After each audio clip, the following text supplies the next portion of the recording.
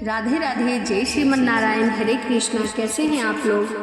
आशा करती हूँ कि प्रभु राम और माता सीता की कृपा आप सभी पर बनी रहे, आप सभी स्वस्थ हो, अच्छे हो। इसी कामना के साथ आज हम सुनेंगे राम नाम के चमत्कार।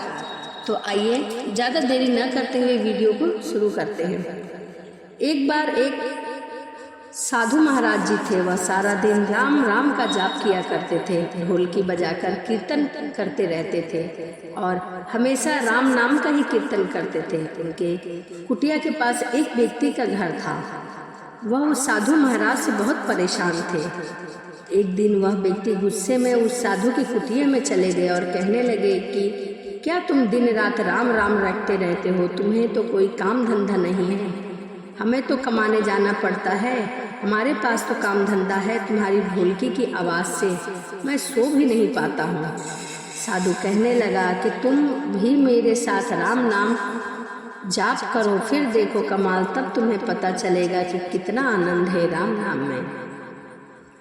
वह व्यक्ति ने थोड़ा झिझक कर कहा, अगर मैं तुम्हारे राम नाम जपता हूँ तो क्या तुम्हारे राम मुझे खाने के लिए रोटी देंगे? साधु कहने लगे कि मुझे तो राम नाम की लगन लगी है, मुझे तो मेरे राम सब कुछ देते हैं, हर कृपा प्रदान करते हैं, रोज भोजन भी मिलता है। तुम भी राम नाम जप करके देख लो, मुझे भरोसा है कि भगवान तुम्हें भी जरूर देंगे। वह आदमी उस साधु की चुनौती को हामी भर देता है और कहता है, मैं तुम्हारे साथ आज से राम राम का भजन करता, यदि आज तुम्हारे राम ने मुझे रोटी खिला दी तो मैं सारी उम्र राम की भक्ति करूँगा, अगर नहीं खिलाई तो तुम ढोलकी बजाना बंद कर दोगे। साधु कहते हैं कि हाँ, मैंने तो निष्काम भाव से प्रभु की भक्ति की है, लेकिन फिर भी मुझे तुम्हारी चुनौती मंजूर है। वह व्यक्ति साधु के साथ बैठकर राम राम का जाप करता रहता था और मन में निश्चय करता था कि चाहे कुछ भी हो जाए मैं भोजन नहीं करूँगा, देखता हूँ इसका राम मुझे कैसे भोजन कराता है। राम राम का भजन करने के बाद वह सोचता कि अगर अब मैं घर जाता हूँ तो मेरी माँ और बीवी मुझे खाने को कहेगी और मुझे रोटी खानी पड़ जाएगी, लेकिन मुझे साधु को चुनौती में भी हराना है। इसीलिए वह घर जाने की बजाय गांव के पास के एक जंगल में चला जाता है। जंगल में एक बड़ा सा पेड़ था, वह उसी पेड़ पर चढ़कर बैठ जाता है और वह सोचता है कि मैं सारा दिन इस पेड़ से उतरूंगा ही नहीं, अन्न का दाना भी नहीं खाऊंगा। इस तरह मैं साधु को हरा दूंगा और उसका ढोलकी बजाना भी बंद हो जाएगा।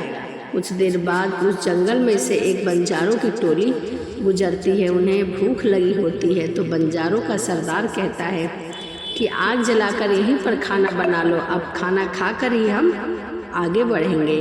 खाना बनकर तैयार हो जाता है। बंजारे खाना खाने ही वाले होते हैं। कितनी देर में बंजारों को सूचना मिल जाती है कि पीछे से डाकू आ रहे हैं। तो बंजारों का सरदार कहता है कि हमें यहाँ से चलना चाहिए, डाकू हमारा सब कुछ लूट सकते हैं।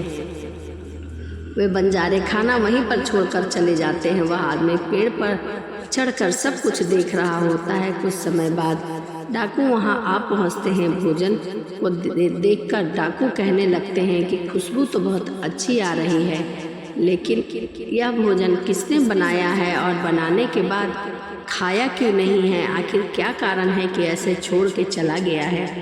कहीं किसी की चाल तो नहीं है हमें फंसाने की, या फिर कोई हमें मारना तो नहीं चाहता?